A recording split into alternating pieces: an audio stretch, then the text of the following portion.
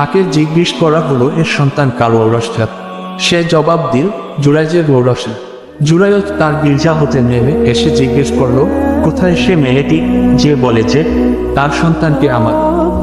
সন্তানসহ মেয়েটিকে উপস্থিত করা হলে জুরাইজ বলেন, হে বাবুস, তোমার পিতাকে? সে বলল, বকরির অমুক রাখাল। হাদিসের মান সহি হাদিস ৮ অধ্যায় সালাতের মধ্যে কঙ্কর সরানো আইকিব রাহ থেকে বর্ণিত। নবী সাল্লাল্লাহু আলাইহি ওয়াসাল্লাম সে ব্যক্তি সম্পর্কে বলেছেন যে সিজদার স্থান হতে মাটি সমান করে।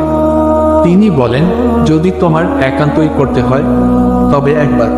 হাদিসের মান সহি হাদিস ৯ অধ্যায় সালাতে সিজদার জন্য কাপড় বিছানো। আনাস ইবনু মালিক রাহ থেকে বর্ণিত।